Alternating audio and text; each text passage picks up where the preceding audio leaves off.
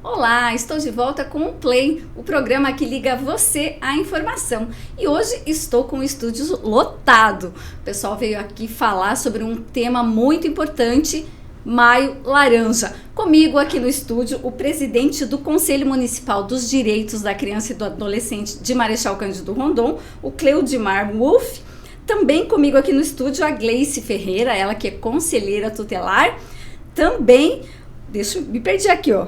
Vamos ver. César, o sobrenome é complicado. Cisa, ele que é psicólogo da Secretaria de Assistência Social de Marechal Cândido Rondon, e também temos representantes do NEDIGE, que fica lá na UniOeste, a Lígia Thaís e a Sharon Kaiser. Sharon, Thaís, satisfação recebê-las aqui pela primeira vez, sejam bem-vindas. Obrigada.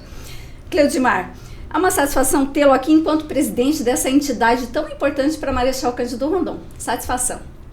Olá, tudo bem? Então, a sociedade pós-moderna, entre tantas coisas que ela traz com ela traz coisas boas e ruins. A sociedade organizada, ela acaba criando várias formas de trabalhar problemas que são complexos e que não que existam apenas hoje. Já existiu no passado, mas se organizou e de uma forma muito bem estruturada. Hoje nós trabalhamos com esses problemas através de inúmeras entidades, pessoas envolvidas, engajadas, seja na proteção das crianças, idosos, etc., né? O CMDCA, que é então o conselho que eu represento nesse momento, ele trata especificamente do cuidado com as crianças, né? Todos nós, na verdade, estamos aqui em função disso. Dentro do nosso conselho, nós temos inúmeras entidades vinculadas, filiadas, inscritas no conselho, que trabalham com crianças de diferentes formas, né? Mas contemplando principalmente crianças em vulnerabilidade social, expostas a riscos e etc., né? E o nosso universo, em se tratando de crianças, ele é muito complexo, né? Ainda mais nos dias de hoje, principalmente até mesmo com a questão da rede social. Então, Gleice, uma satisfação tê-la aqui mais uma vez, seja muito bem-vinda. Que bom, obrigada, né? Boa tarde aí a todos também que estão ouvindo. É um privilégio poder estar mais uma vez, né, a público aí, trazendo um pouquinho da realidade do Conselho Tutelar, da realidade das violências aí que existem no nosso município. O mês do Maio Laranja é um mês bem expressivo para nós, onde a gente procura cada vez olhar, né, e trabalhar em rede de proteção esse cuidado, né? Mas todo ano existe o Maio Laranja, todo ano existem violências, né? Tem a vulnerabilidade social, mas existe uma classe oculta também, que às vezes é classe média e classe alta, que talvez tenham muitas violências que não chegam nem a ser computadas, né, nos nossos índices aí de violências no município, né? César, pela primeira vez, você aqui em nosso estúdio, muito bem-vindo, satisfação recebê-lo. A satisfação é minha, né? Para mim, falando um pouco sobre a Secretaria de Assistência Social, a qual eu estou representando, né? E principalmente nesse mês, né? Um mês que é abordado um assunto muito importante, né? Muita relevância, se tratando da proteção da criança e do adolescente. Lembrando que o Play tem o oferecimento da Coresul Tintas, proteção e beleza que a sua obra precisa. Cleudimar, vou começar contigo. Todo mundo já deu uma pinceladinha aqui. Maio Laranja, a gente sabe que tem, todo mês tem alguma situação que a gente chama atenção, né, para um olhar diferenciado, enfim. Maio Laranja é um deles. O que a gente pode falar desse Maio Laranja? A Gleice falou um pouquinho, mas eu gostaria que você falasse um pouquinho mais sobre isso. Ele faz referência a uma violência que uma criança recebeu, né, vivenciou exatamente no dia 18, que é o dia onde se lembra especificamente dessa problemática. Dedica-se o mês todo, mas existe um dia específico, que é o dia 18. E a violência que ela sofreu, enfim, ela trouxe à tona uma problemática da sociedade como um todo, né? Algo presente não só nas famílias mais humildes. A gente tem uma leitura totalmente equivocada, né, Gleice? Que essa violência, essas crianças, a vulnerabilidade às quais elas estão submetidas, está presente em todos os ambientes, hein? E nem é só nas escolas. Muita gente acha que nas escolas acontece muito isso, né? Em todos os ambientes da sociedade. Então a nossa preocupação em relação ao Maio Laranja é mostrar para as pessoas, não só no mês de maio, mas durante todos os dias do ano, precisamos dar uma atenção especial às nossas crianças como um todo, né?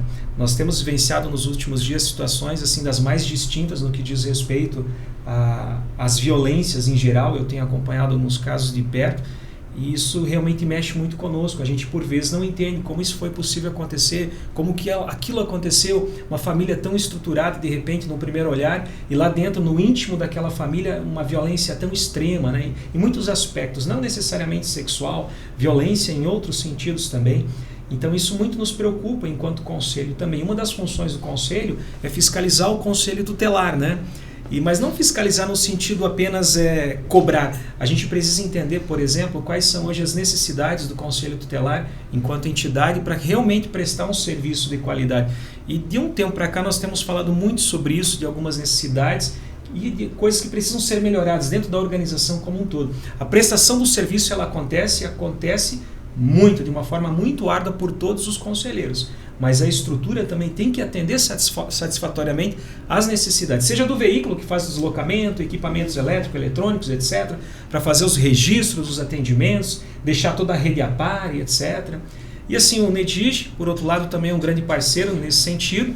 A assistência social, a saúde, a educação, tem muitas outras pessoas envolvidas e engajadas. Não é apenas uma entidade, uma equipe, é um grande número de pessoas, uma boa parte deles voluntários também, né, que trabalham com esse propósito de proteger as crianças, conscientizar as famílias, as escolas, os ambientes como um todo, que diante da menor suspeita que se faça a denúncia. Aqui a gente pode abrir um parênteses, né? Eu já me vi muitas vezes angustiado nesse sentido. Você toma ciência de uma situação, mas essa situação ela é grave ou ela não é grave? O que eu faço com isso agora? A quem eu me dirijo? Eu faço uma denúncia para quem? Isso já aconteceu comigo inúmeras vezes, né? E o intuito é realmente mostrar que a criança, em qualquer situação onde ela esteja exposta a uma dúvida, denuncie, para que as pessoas competentes façam a devida verificação. Não fica você naquela, será que eu faço? Faça.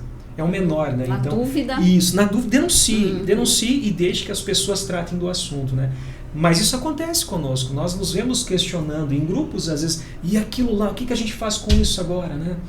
Denunciamos ou não denunciamos? Eu me lembro muito da minha madrinha, minha tia Neuli, uma pessoa muito querida que é uma referência na vida para mim, enquanto preocupada com o ser humano. Ela ouvia, por exemplo, uma criança numa situação complexa dentro do lar, onde ela era agredida e etc. O que ela fazia? Ela ia ao encontro do lar, ela não chamava, nem tinha conselho tutelar na época. Eu devia ter 11, 12 anos, me marcou uma família, onde ela entrou dentro da casa, ela escutou uma criança gritando demais, e estava lá o pai espancando aquela criança. E ela interferia, né? Eu não sei se teria essa coragem, mas esse olhar dela de se preocupar com o outro, né? Muitas vezes a gente é muito fechado em nós mesmos, é a minha vida e o resto. Né? Sim. Não é, nós temos uma responsabilidade social, mesmo que eu não seja do NEDIG, que eu não seja da assistência social, que eu não participe do conselho tutelar, enfim, eu tenho uma responsabilidade com o outro, e o outro, em se tratando de uma criança, é completamente diferente, é um ser em desenvolvimento, diferente de mim, que já tenho mais ciência, discernimento. Ele não tem capacidade de se defender e por vezes nem entender o que está acontecendo, né? Então isso é muito grave. O nosso conselho, por vezes, então, ele tem isso como objetivo, né? Apoiar todo esse pessoal para que eles façam um trabalho realmente da melhor forma possível, né? Contemplando as nossas crianças. Gleice, realmente uma grande rede de apoio. E a gente costuma dizer que toda a situação acaba chegando no conselho tutelar, né? Porque vocês têm como foco o atendimento a esse público.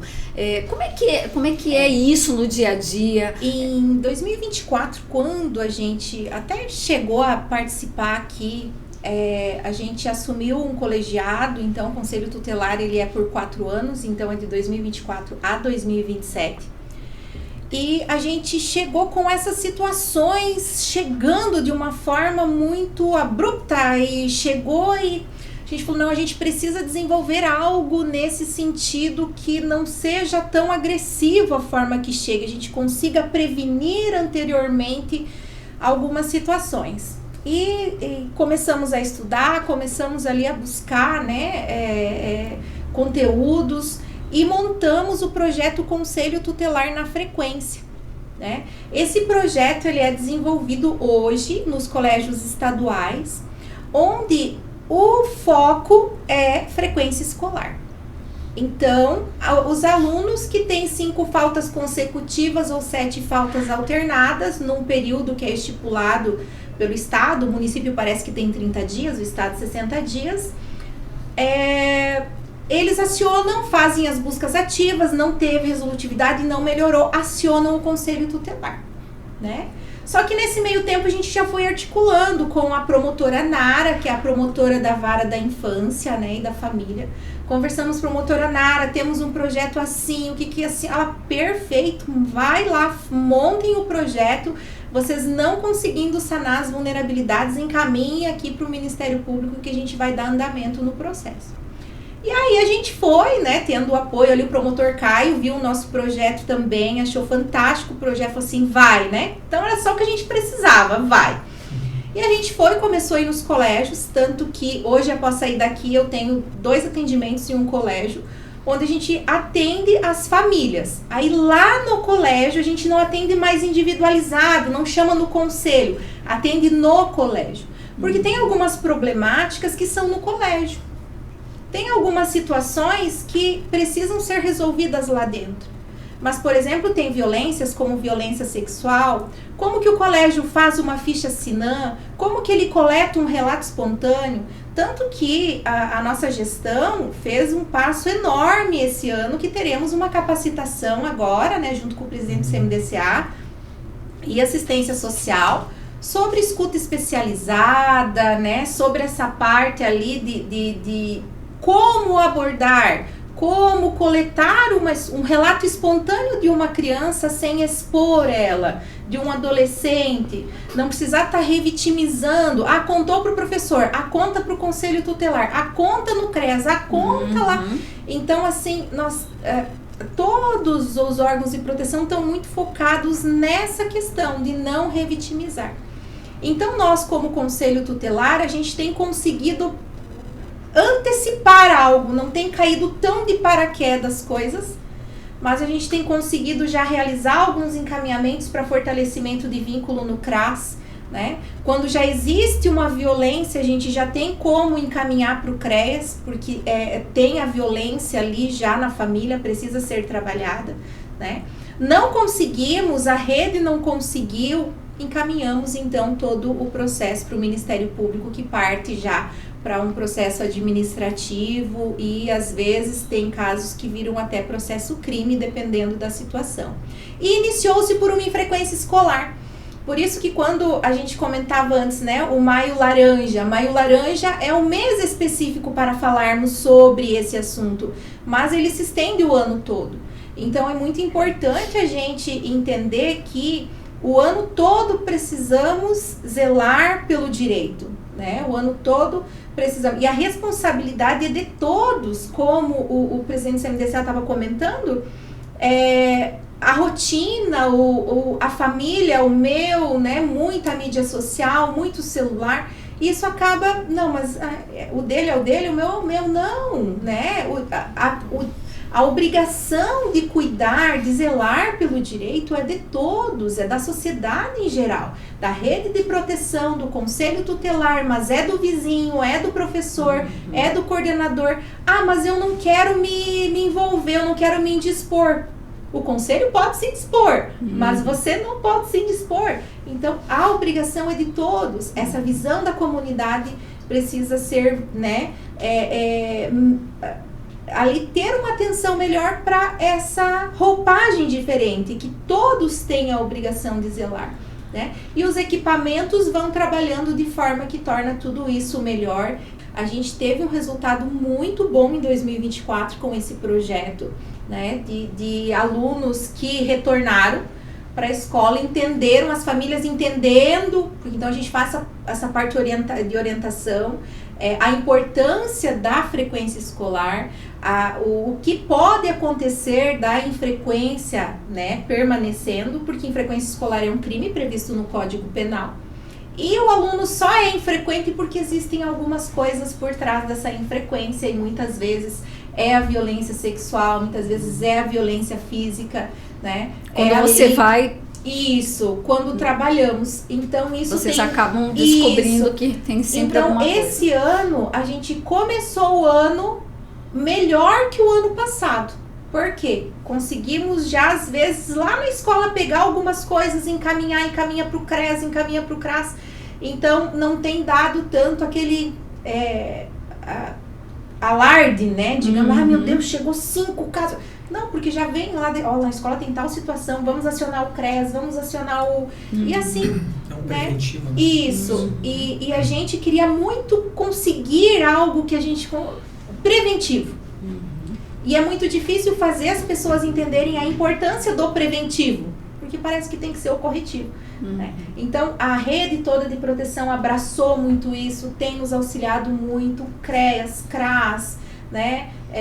O NEDIG, a gente tem pedido muitas vezes, né, solicitação, algumas coisas a gente tem corrido para o presidente, socorre aqui, a gente precisa dessa situação para poder render o nosso trabalho, para poder ser funcional, mas todos têm aí, né, na medida do possível, alcançado e tentado melhorar cada vez no diálogo, né, e estamos avançando, né, acredito que a rede de proteção tem avançado, as famílias têm entendido, mas a violência existe, é triste, né? A gente fala que quem trabalha com essa parte da proteção é muito difícil, porque você vai para casa, você fica pensando nos casos, você não tem como, deixa no trabalho, não, porque é uma coisa que toca, é uma criança, né? A gente não consegue você olha para a criança, poderia ser, eu tenho filhos, poderia ser minha filha, né? Poderia ser minha sobrinha. Então a gente não tem como, né? A criança e o adolescente são partes ali que mexem muito com a sociedade em si.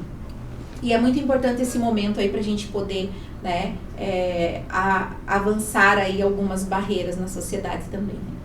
Nessa rede de apoio, entre os equipamentos, cada um com a sua importância, a Secretaria de Assistência Social, por meio do CRAS e do CREAS, é um desses equipamentos. É onde acaba chegando depois que você faz o encaminhamento. César, você como psicólogo, como membro, né, como pessoa concursada dessa secretaria, gostaria que você falasse como é que é quando esse tipo de situação chega lá. Tem o CRAS, tem o CREAS, vai para onde, como é que funciona esse recebimento desse tipo de causa, desse tipo de situação, como que vocês fazem esses encaminhamentos? Sim, perfeito. A Secretaria Municipal de Assistência Social, ela está organizada conforme a política nacional, né? Então temos todos os serviços aqui no município conforme as diretrizes, né? Então, é bem importante nós compreendermos que existe a proteção social básica, que é onde está o CRAS, né? A proteção social especial, onde que está o CREAS, e também o serviço de acolhimento municipal, né? Então, os casos que chegam até a Secretaria de Assistência Social, e geralmente a partir da aplicação de medida protetiva pelo Conselho Tutelar, né, perpassam, né, o CRAS, o CREAS, até chegar, às vezes, infelizmente, né, para o serviço de acolhimento, né. A Gleice comentou sobre o CRAS, né. O CRAS tem esse viés de fortalecer os vínculos, né. É um trabalho preventivo, né. É um trabalho que atende as famílias em vulnerabilidade, em risco social, né? A equipe multiprofissional, que é assistente social e psicólogo, faz esse acompanhamento familiar a fim de fortalecer esses vínculos, fortalecer a convivência familiar, né? E superar as situações que são vivenciadas no contexto familiar, né? Não deixar se agravar e também romper com esses padrões de comportamentos, né, que muitas vezes são que levam à fragilização da convivência, né? Mas às vezes acontece, né, a violência, às vezes esses vínculos são rompidos, né, e ultrapassa então da proteção social básica, que é o CRAS, vai para a média, né? Vai para a especial, a média complexidade, né? Que aí o CREAS é acionado, né? O CREAS faz esse acompanhamento justamente para trabalhar com a família, né? Sempre a centralidade é a família. Né? Sempre o foco é fortalecer os vínculos, fortalecer a função protetiva. Né? Então, quando que acontece alguma situação de violência, né? Então é trabalhado, é abordado com a família, a família é acompanhada, é orientada, né? Acerca dessa superação da demanda, né? Que foi a violência, né? E nesse trabalho que é feito com a família, então são várias orientações e articulações. Aborda, né, as várias dimensões, né, as várias áreas, né? Então, é feito articulação com o conselho, é feito articulação com a área da saúde, educação. Então, é de fato uma atuação em rede, né? Conjunta, né?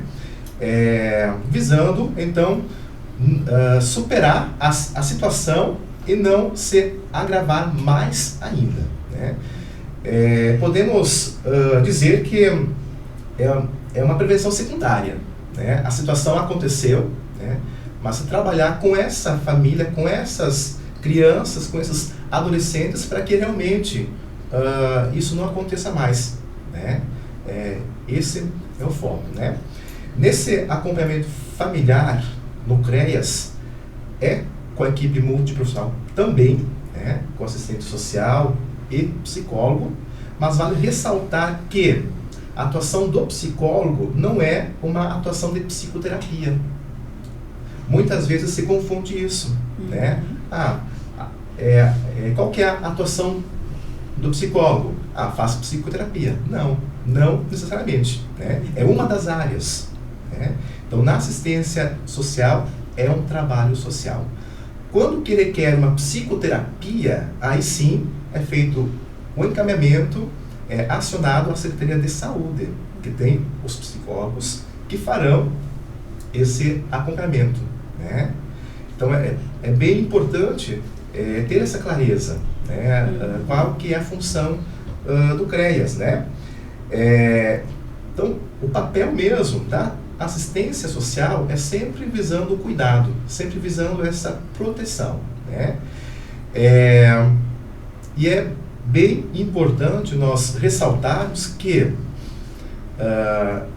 essa abordagem com a família acerca da responsabilidade pelo cuidado, pela proteção, né?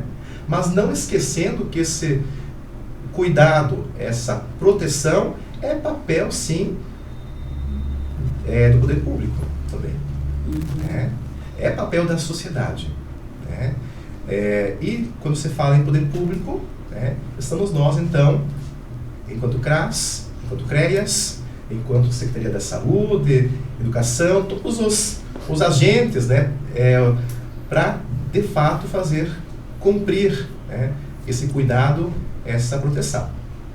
Se a criança, o adolescente, vivencia alguma situação que está em risco, em grave risco, né? E não é possível fazer essa proteção naquele momento por algum familiar, né? Aí sim é possível ocorrer uma medida de proteção, que é o acolhimento, né? Mas esse sempre é o último, a última instância, né? Sempre o foco vai ser mesmo o trabalho com a família, né? Mas às vezes acontece que essa criança, esse adolescente, né, está em um risco grave, que não é possível garantir essa proteção naquele momento, né? Então é aplicado essa medida de proteção. Aí é o serviço de acolhimento, né? Aqui no município, para criança e adolescente, nós temos a casa abrigo, né? E também a família acolhedora, né? Então, todos os casos que são encaminhados para esse serviço, que é de alta complexidade dentro da política de assistência social, são todos judicializados, né?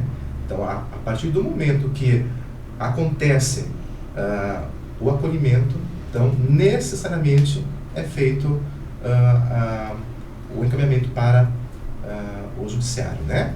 E aí, é claro, é todo um trabalho em rede, né? Para que realmente seja trabalhado, verificado todo o contexto, né? E visto as possibilidades, né? Para essa criança, esse adolescente, né? Viu, César? Posso? Claro, fica Por exemplo, para o CRAS e CREAS, o que seria um atendimento, a triagem? É alguém, uma família, uma criança encaminhada pelo Conselho Tutelar ou a saúde já pode fazer isso direto? Porque talvez surja a dúvida, tá? Em que situação, por exemplo, que alguém pode ser encaminhado lá para o CREAS, já de alta complexidade, e o CRAS, baixa complexidade, etc. Como que acontece isso, esse direcionamento? É a partir do atendimento, por exemplo, aqui, ó, a conselheira Gleice fez o acolhimento de uma situação lá, etc., e faz o encaminhamento, faz o registro no sistema, ou qualquer um pode ter esse atendimento? É um vizinho que vê numa situação complexa e vai direto ao encontro, por exemplo, de vocês lá. Isso é possível ou segue-se uma lógica para esse atendimento?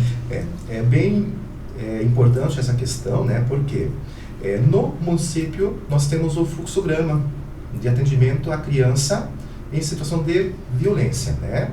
Então, desde 2022, nós temos esse documento, né? Que deve ser seguido por todas as entidades, por todos os serviços da rede de proteção, né? Que envolve escola, envolve LEDIGE, envolve saúde, assistência social, conselho tutelar, enfim, todos os serviços públicos. César, um dia alguém me perguntou, mas o que é esse fluxograma, né? Às vezes as pessoas não sabem. Vamos imaginar uma folha A4 aqui com o número 1, 2, 3, 4, 5, 6, 7, 8, 9, 10. É a sequência de passos que a gente segue para chegar até lá, por exemplo, no CREAS, né? Ele não vai direto. Aconteceu isso aqui, aconteceu isso, agora nós vamos para o ponto 2, ponto 3, seguindo uma lógica simples, né? Quando você fala em serviços públicos, né? Então, como que está organizado, então, os encaminhamentos, né? Esse fluxograma, né? Que é o direcionamento, né? Da criança, da família, enfim, né? Então, sempre o foco é o conselho tutelar. Então, quando você fala em serviço público, na escola, na saúde, né? No LEDIGE, você direciona ao conselho tutelar, né? Lá no conselho tutelar, o colegiado irá acolher a demanda e aplicar as medidas de proteção que estão previstas no ECA, né? Que é o atendimento na área da saúde, na área da educação, na assistência social, se é no CRAS, se é no CREAS, ou qual que é o serviço necessário para atender a demanda daquela criança, daquela família, né? Agora, se a sociedade identifica, né, há uma suspeita, pela legislação, né, eu sou leigo, né, mas minimamente temos que ter essa compreensão, né, somos obrigados a fazer a denúncia, né? Qualquer suspeita de violência contra criança e adolescente, não tem o que pensar, né? É fazer a denúncia, né? E não se preocupar, mas será que é verdade ou não? Isso não cabe ao cidadão, né? E a primeira coisa que passa na cabeça. Exatamente. Muitas vezes acontece isso, né? Então, de fato, faz a comunicação, faz a denúncia. Aonde? Pode entrar em contato com o conselho tutelar, né? Tem o Disque 100, né? De forma anônima, inclusive, né? Ou buscar algum serviço da rede, né? O CRAS, ele é porta aberta. Então, para requerer um atendimento no CRAS, não precisa ser encaminhado necessariamente, né? A população, as famílias podem buscar diretamente lá no CRAS. Estou com dificuldade no meu ambiente familiar, etc., eu posso buscar esse apoio e a orientação. Né? Algum conflito no contexto familiar, né? Eu estou com dificuldade no exercício do meu papel enquanto responsável para com o meu filho, né? Busque o CRAS, tem uma equipe especializada lá que irá fazer esse acompanhamento, né? Que é o PAIF, que é o Serviço de Proteção e Atendimento Integral à Família. Esse integral é bem importante, né? Porque não se olha especificamente para aquela única demanda. Então é feita toda essa avaliação familiar, né? Das demandas como um todo, né? Então, o CRAS recepciona, né? O CRAS, de fato, absorve todas as demandas de encaminhamento, como também as espontâneas, né? Que chegam até lá para pedir esse apoio, esse acompanhamento, ou ao menos uma escuta. Eu já vou dar um exemplo, então, prático aqui. O pai ou a mãe, eu já ouvi isso mais de uma vez, eu não sei mais o que, por exemplo, fazer com meu filho adolescente, em razão de tal situação, eu estou perdendo a cabeça, né? Meu controle já foi, o que eu faço, né? Vou no CRAS, vou pedir uma orientação, estou com dificuldade, vou ter a orientação. Se ali dentro entender-se que, por exemplo, há necessidade de algo mais profundo, ele é novamente encaminhado, seja para a Secretaria, por exemplo, de Saúde, ou mesmo para o CREAS, etc. Né? Exato, a família chega até o CRAS, é feito essa acolhida, né? É feito essa escuta e compreendido, então, qual que é a situação, né? Se, de fato, avalia-se que é uma demanda que o CRAS, né, que compete ao CRAS dentro da tipificação nacional do serviço do CRAS, né,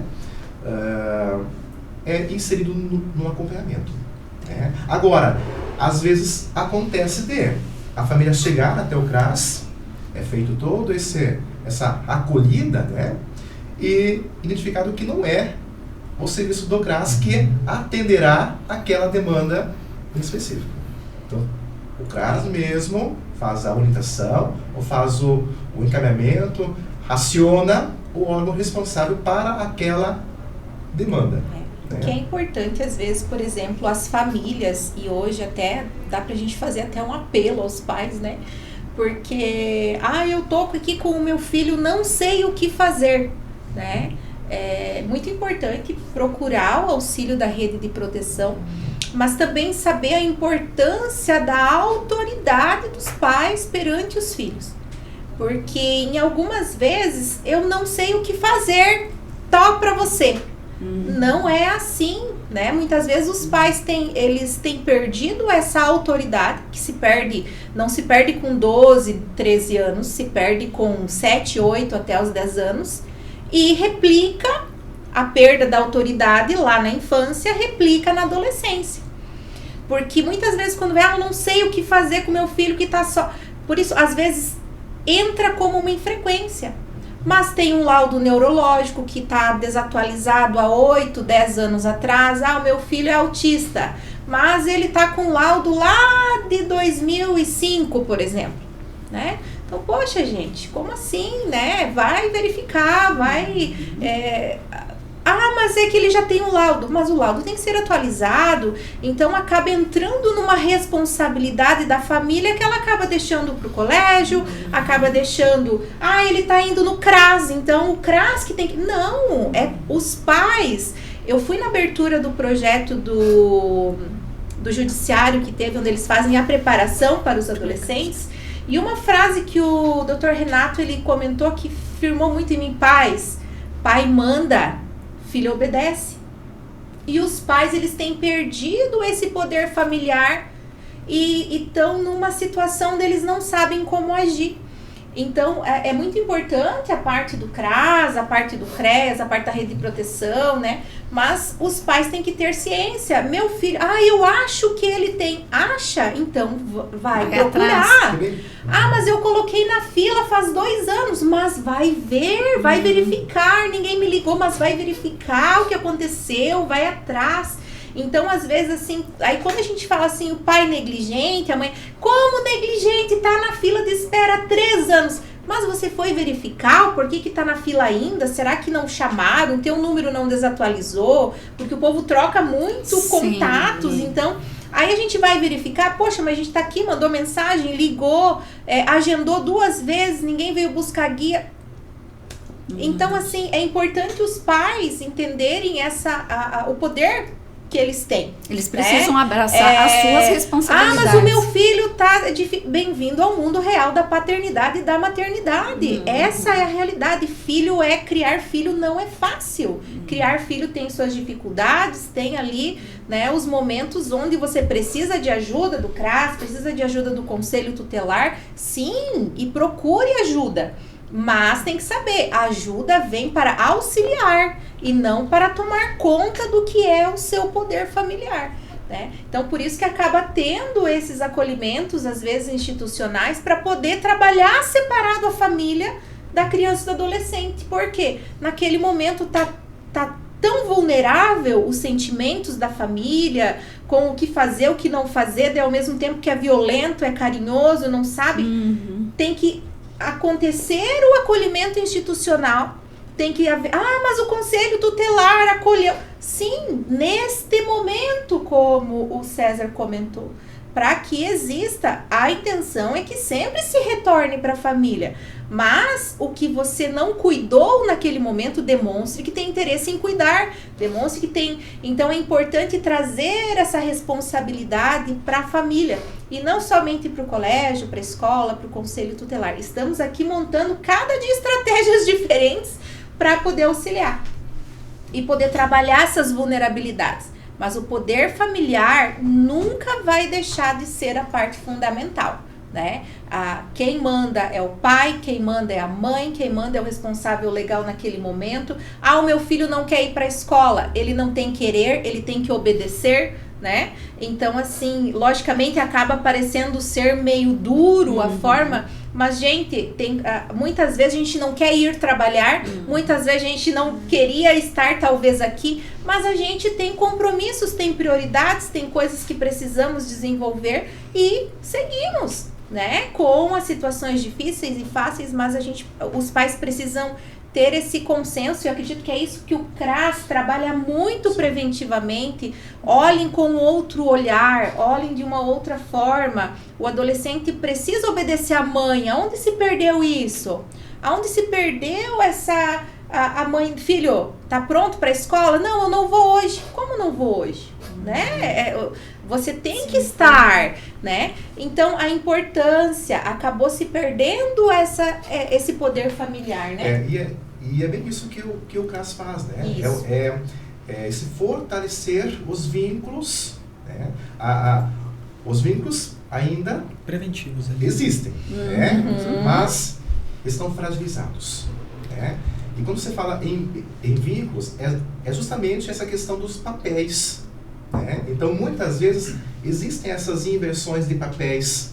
Acontece, né? Então, é importante nós trabalharmos isso. Né? Quem que é o responsável? Né? Então, o CRAS faz esse acompanhamento com essas famílias.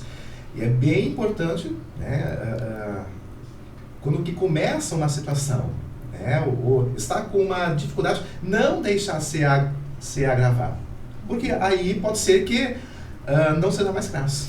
Só complementando a fala deles, é muito importante ir buscar essa ajuda o quanto antes, como eles mencionaram, porque a gente não quer chegar ao momento de ter que comparecer com o adolescente na frente do promotor, em casos mais graves, acontecer alguma situação que vai até o juiz, ter que esperar para levar, para entender isso, depois que já tem alguma coisa acontecendo, que algo mais grave aconteceu. Como a violência, né? Sexual. E é frequente, indiferente, violência com os outros colegas, violência sexual, coisas dentro da família.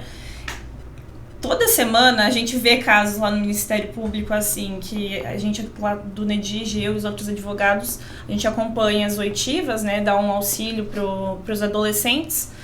Só que isso acontece quando? Quando cometeram alguma infração, quando tiveram alguma atitude que foi um pouco mais grave. E é ali que os pais têm que estar junto para representar, e eles falam, nossa, onde que eu me perdi? O que eu fiz de errado com meu filho? E os próprios adolescentes, às vezes, já perceberam isso. E tem que chegar na frente da promotora Nália, dos outros promotores, e levar essa bronca. Tem que esperar cumprir medida socioeducativa, às vezes alguma coisa que leva meses para entenderem a gravidade dessa atitude que foi gerada por uma falta de autonomia, muitas vezes, por ter uma dificuldade em entender o que é certo, o que é errado. Não, isso acontece dentro da minha casa, eu vou repetir com os outros. É cansativo e é pior, porque desses adolescentes a gente se preocupa em como que vão ser no futuro. Nem sempre esse puxão de orelha ali funciona, né? E a gente quer auxiliar. A gente faz todo o processo, toda a conscientização, todo esse papel preventivo.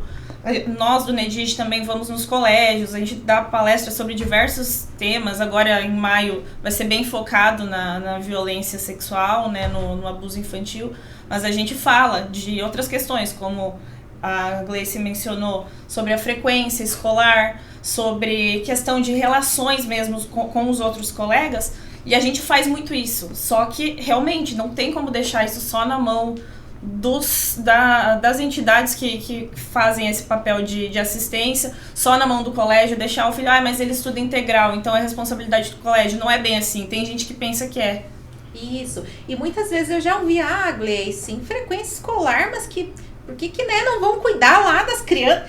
Gente, né, letra das músicas nos eventos infantis, para que isso?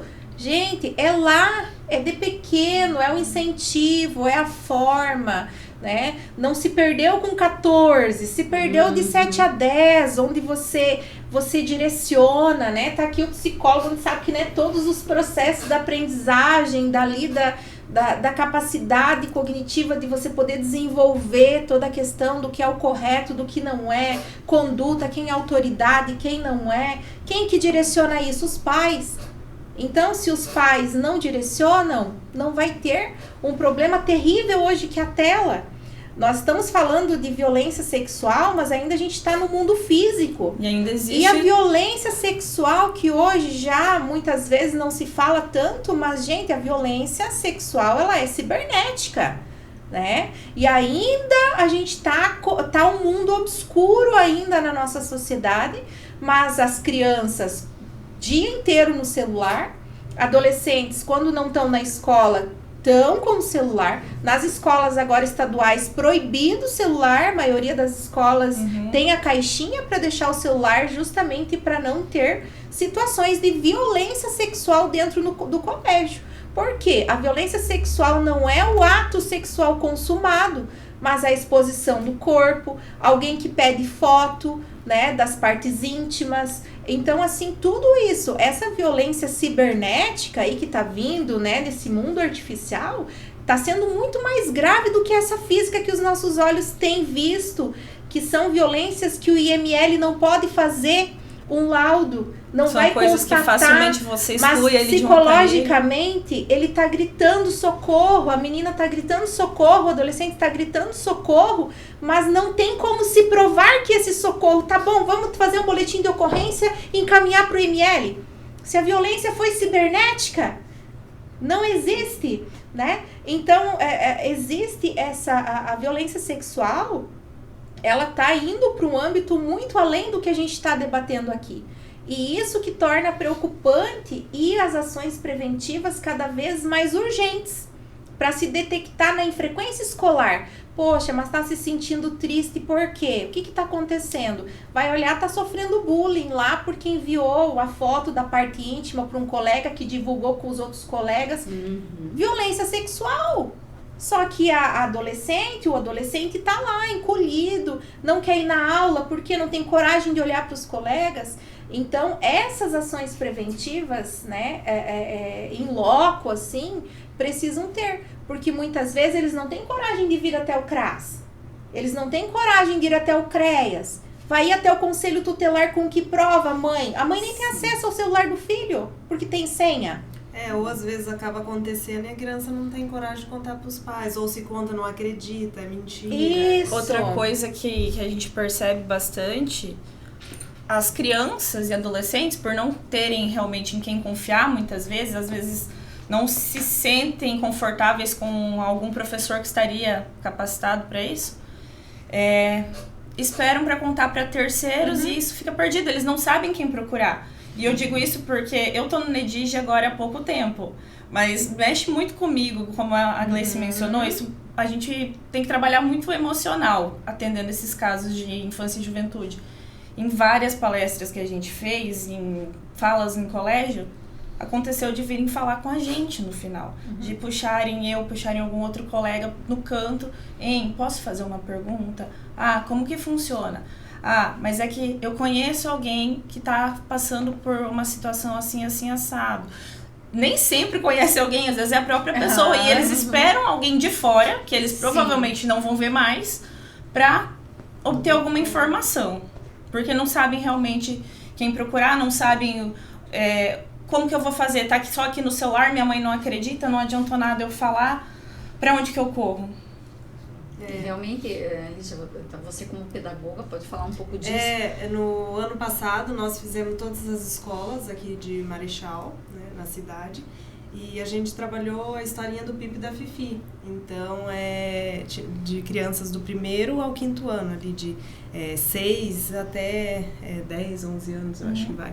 E, claro, uma fala diferente, né, com os pequenos e os grandes, e falamos o que eles precisam saber, que eles precisam conhecer o corpinho deles, que ninguém pode tirar foto, ninguém pode tocar, né, tem também o semáforo do toque, e conscientizar eles. Claro que teve pais, né, que nos procurou, porque meu filho precisa saber disso, é muito novo. Infelizmente no Redige chega criança com meses, que foi abusado, crianças com 2, 3 anos. Então, o abuso ele não tem idade, e não tem hora e nem pessoas, né? No caso, infelizmente, é no convívio familiar que acontece. Então, por isso, essa questão da conscientização também não tem idade. Claro que para cada idade existe um tipo de abordagem. Sim. Você não vai falar de uma forma, né, assim, com uma criança como talvez você falaria para um adulto. Sim. Tem todo esse cuidado também. E na semana que vem nós vamos começar nos distritos. Então esse ano a gente vai pegar os distritos para fazer essa fala. Nas escolas a gente faz a prevenção falando dessa forma, né? A Lígia mencionou sobre alguns pais questionarem, até teve situações que nós participamos de reuniões de pais, e isso deveria acontecer mais, justamente para explicar para eles. Teve que ir eu como advogada, a Lígia como pedagoga, desenhar para esses pais que sim, as crianças vão aprender sobre o corpo delas, elas vão aprender os limites do corpo delas.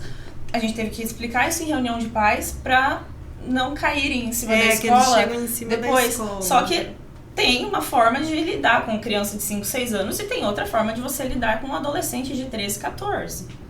E a gente tenta fazer esse trabalho da melhor forma possível e levar isso tanto para as crianças nos colégios quanto para a comunidade em geral, né? E mencionar sempre que a criança, como ela mencionou, muitas vezes é dentro do âmbito familiar e ela não vai se sentir confortável para contar ali. E muitas vezes também acontece dos pais não acreditarem, falar que é mentira, e a criança vai se recuando. Aí vem que os professores acabam detectando alguma coisa, ou é no rendimento escolar, ou é fazendo alguma coisa com um coleguinha, que daí, né... Sempre algum sinal aparece em algum momento. E os pedagogos e a parte da psicologia também são muito importantes nisso. E a gente já viu acontecer com crianças de 3, 4 anos que sofreram abuso, porque isso você vai perceber justamente no comportamento, às vezes em alguma brincadeira que você está fazendo ali com a criança, alguma dinâmica, tem sinais. Eu quero aproveitar e pedir para a Lígia e para a Sharon explicar um pouquinho mais sobre o NEDIGE. A gente começou falando aqui, entramos no bate-papo, né, o NEDIGE e tal, tudo mais, mas a gente não sabe ao certo como que funciona, como é que atende. A gente sabe que está vinculado ao Conselho Municipal, né, dos Direitos da Criança e do Adolescente, mas cada um tem um papel, de certa forma, ao mesmo tempo que é muito semelhante, né, todo mundo focado no mesmo sentido de trabalho, mas cada um tem, assim, eu diria, competências um tanto quanto diferentes de ações. Eu gostaria que vocês falassem um pouquinho como é esse papel do NEDIGE nessa questão, né, nessa situação do apoio, como rede de apoio à criança e ao adolescente. Então, o NEDIGE é o Núcleo de Estudos e Defesa do Direito da Criança e da Juventude. Hoje a nossa equipe é composta por 3 advogados, 4 estagiários de Direito, são estudantes da UniOeste, uma pedagoga e uma estudante de Pedagogia. Então, a parte pedagógica, ela vai nas escolas para falar do direito e os deveres que eles têm. E agora, no mês de maio, nós vamos falar da prevenção, né? Enquanto ao Maio Laranja. Então, e daí temos a parte jurídica também. E na parte jurídica a gente atua justamente garantindo direitos às crianças. Muitas vezes o restante dos órgãos da rede encaminham casos para nós para buscar regulamentar algumas situações, seja de matrícula escolar, seja regulamentação em relação a alimentos vinculados aos genitores. E, além de tudo, a gente está ali para verificar essas situações dos adolescentes e auxiliar da melhor forma. A gente fala de fazer a defesa dos adolescentes também, mas é uma defesa conscientizando sobre as consequências daquilo, né? E podem nos procurar lá na UniOeste, a gente tem uma rede, uma página no Instagram também. Façam perguntas pelo WhatsApp se for o caso, vão até lá. A gente está sempre disposto a fazer uma triagem inicial e explicar sobre cada situação e atender para resolver os eventuais problemas que tenham em relação às crianças e adolescentes. Acho que é muito interessante isso também. Quando se fala em violência, a gente já falou muitas vezes aqui no nosso programa sobre violência da mulher também, essa importância de ter canais onde não necessariamente a pessoa tem essa vergonha muitas vezes de se expor. Então, muitas vezes tem lá no Instagram a página da entidade, tem um contato de WhatsApp geralmente lá. Então, assim, isso também é muito interessante para as pessoas, né, olha, eu quero comentar, eu quero ver como é que funciona, ou, né, muitas vezes fazer uma sondagem ali, sem necessariamente se expor. Cleudimar, eu sei que vocês também vão ter uma programação especial, sim. Maio Laranja, e claro que vocês, né, estão o ano todo aí fazendo o trabalho de formiguinha, mas esse mês tem uma programação diferenciada. Na verdade, amanhã já começa essa formação, lá na UniOeste, inclusive, né? A Unidig nos auxiliando com relação a essa organização. Teremos amanhã, então, no período da tarde, dia 15 de maio, uma fala dirigida, então, a profissionais da área da educação, saúde, CRAS, CREAS, Conselho Tutelar, alguns integrantes também do CMDCA. O tema é Escuta Protegida de Crianças e Adolescentes em Situação de Violência. Até 200 pessoas amanhã. Na sexta, apenas 50, um grupo mais reduzido, que é um trabalho um pouco mais direcionado. Tema da sexta, entrevista, escuta especializada de crianças e adolescentes em situação de violência. É algo muito necessário para capacitação e qualificar esse trabalho também. Como não podemos ter apenas algumas ações pontuais, a gente pensou durante o ano termos outros momentos. Então, lá para o segundo semestre está prevista a vinda de um teatro. Além disso, um material foi adquirido para ser trabalhado nas escolas também, esse tema da questão relacionada à violência sexual. Mas a gente precisa pensar também que não basta isso, outras ações são necessárias, e essas ações são já realizadas por CRAS, CREAS, Conselho Tutelar, o preventivo, né, que é tão importante, seja o NEDIG pela parte da pedagógica, etc, etc. Mas a sociedade tem um papel importante, principalmente em relação àquilo que nos cabe dizer hoje, né, a denúncia, né. Na dúvida, denuncie, que é a grande dificuldade hoje, né. Faço ou não faço, o que eu faço? Denuncia e deixa que as pessoas competentes vão entender e resolver se há ou não o caso de uma violência, seja ela sexual ou não importa, né. Faça a denúncia, que é o que realmente tem que acontecer. Isso tem que ficar, tá? A gente agradece imensamente a oportunidade, falamos bastante. Para mim, o meu objetivo foi alcançado, que era tornar um pouco mais claro, né, aquilo que cada um faz dentro da nossa sociedade rondonense, e todos eles são extremamente importantes dentro do maior objetivo, que é a proteção das crianças como um todo. E na dúvida, todos estão disponíveis também para conversar, explicar e orientar, eu tenho certeza disso. Obrigado. Nós, como imprensa, em nome do presidente, fico muito feliz em poder ter esse espaço para fazer ressoar tantas vozes de entidades tão importantes da nossa comunidade, em temas assim, como esse, que são fundamentais, fazer essa, como muito bem disse o Cleudimar, fazer conhecer o que cada entidade presta, qual serviço ela presta, saber que as pessoas podem contar com esses equipamentos, com essa rede de apoio. Então, parabenizar a todos aqui pelo trabalho. Eu sei que é um trabalho assim que realmente faz a diferença. Muitas vezes as pessoas não têm ideia, mas faz muita diferença no contexto de sociedade. Então, assim, só parabenizar vocês e dizer que a gente está sempre de portas abertas, sempre que necessário, se fazer uma entrevista para a gente conversar sobre temas como esse, estaremos à disposição. Agradecer a todos aí, deixo aberta a palavra final para cada um. Sim.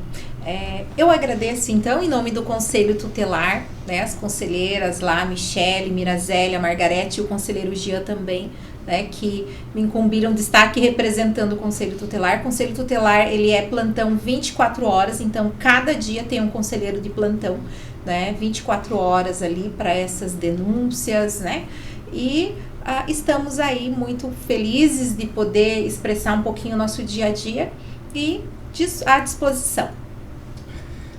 Da mesma forma, o meu agradecimento, né, pelo espaço, né, e o CREAS fica também à disposição, né, serviços da assistência social, né, para qualquer dúvida, né, se eventualmente alguém tenha, né, alguma situação, que nos procure. O NEDIG também agradece, precisar estamos à disposição, tanto a parte pedagógica quanto a parte jurídica. Podem nos procurar tanto pelas redes sociais, como lá na Unioeste. Dentro da Unioeste nós temos nosso espaço do núcleo. E saibam que a gente está ali para auxiliar os adolescentes. É sempre em defesa dos direitos das crianças e adolescentes. É para protegê-los de qualquer tipo de violência, qualquer situação que venha ocorrer. E como o Cleudimar mencionou, tendo dúvida, denuncie, pergunte, consulte a gente, verifique se aquela situação está certa, não está, o que pode ser feito. É isso. Obrigada. Muito bem, o Play vai ficando por aqui. Agradecemos a sua companhia. Lembrando que este programa tem o oferecimento da Coresul Tintas, proteção e beleza que a sua obra precisa. Siga as nossas redes sociais e fique por dentro de tudo o que acontece em Marechal e região. O presente, você bem informado.